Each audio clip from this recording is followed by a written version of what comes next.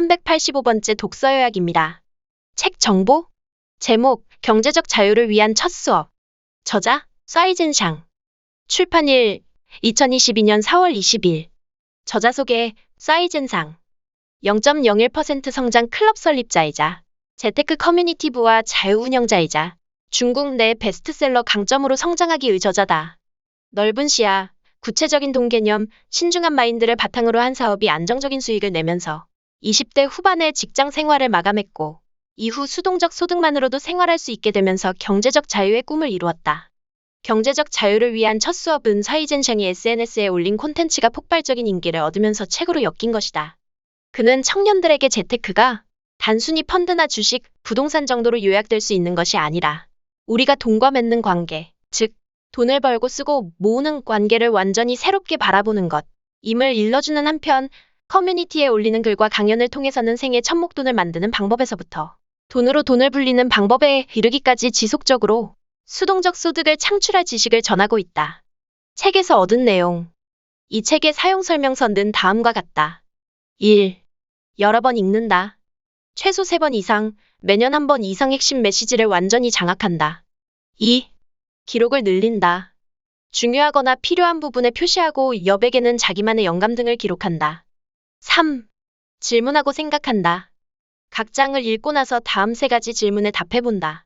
이 장에서 무엇을 배웠나?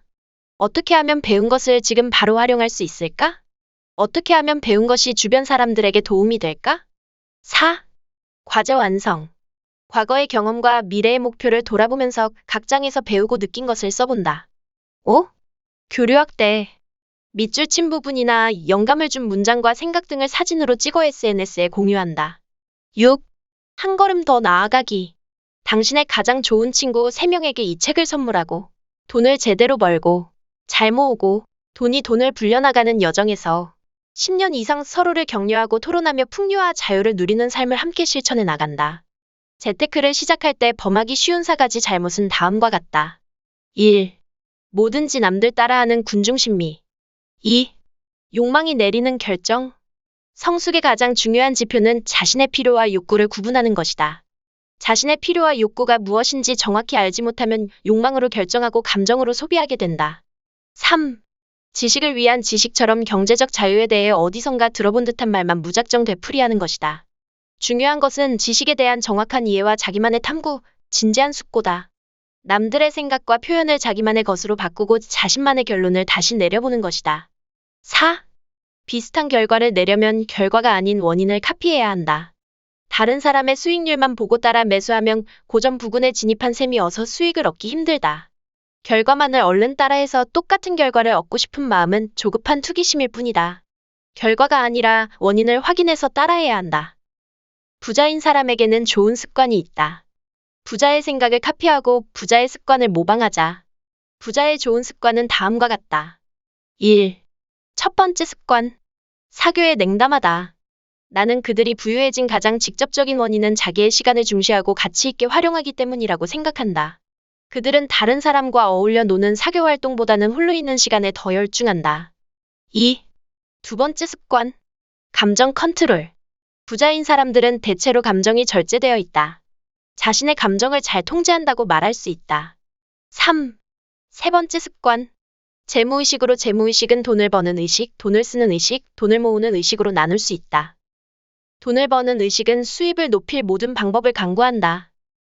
돈을 쓰는 의식은 지출을 최대한 줄인다.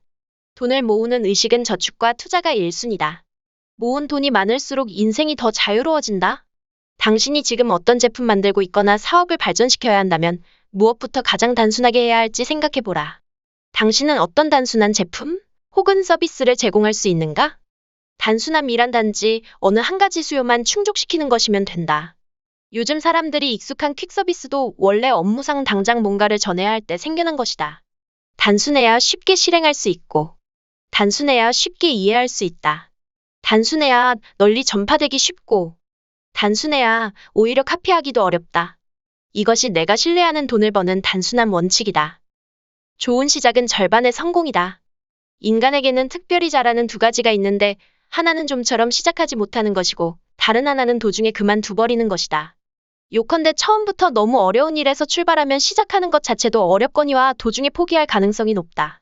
그렇다면 어떻게 해야 좋은 시작이 될까? 당신이 가장 편하게 첫 발을 뗄 수 있다면 그것이 바로 좋은 시작이다. 일단 해보는 것이 잘 해내는 것보다 훨씬 중요하다는 것을 알자. 재테크란 어디까지나 돈을 벌고 쓰고 모으는 관계를 새롭게 다루는 것이다. 이것이 본질이다. 재테크에 관한 인식, 관념, 이해를 새롭게 하고 나면 지금 당신이 어떤 단계에 있든 지금 바로 재테크를 시작할 수 있다. 당장 수입이 충분치 않다면 어떻게 해야 잘 모을 수 있을지 생각해보고 능력을 온전히 발휘하지 못하고 있다면 어떻게 해야 돈을 잘 벌 수 있을지 궁리해보라. 만약 이제까지 모아둔 돈이 어느 정도 있다면 어떻게 잘 활용할 수 있을지 적극적으로 찾아보라. 사람들은 흔히 지금은 무엇이든 할 수 있는 시대라고 말한다. 맞는 말이다. 그런데 그런 선택을 할 수 있는 자본력이 뒷받침되어 있느냐는 다른 문제다. 세상에는 분명 많은 문이 존재한다. 하지만 어떤 문을 열고 들어가기 위해서는 열쇠가 있어야 한다. 내가 야심이 커서 더 많은 문을 열어보고 싶다면 그만큼 많은 열쇠를 쥐고 있어야 한다. 돈을 모으고 쓰는 관점에서 잠시 벗어나 기업들이 어떤 방식으로 우리에게서 구매를 이끌어내는지 관찰해보자. 우리는 이런 작업을 통해 사업의 도를 엿보는 동시에 돈을 어떻게 벌어야 하는가도 배울 수 있다.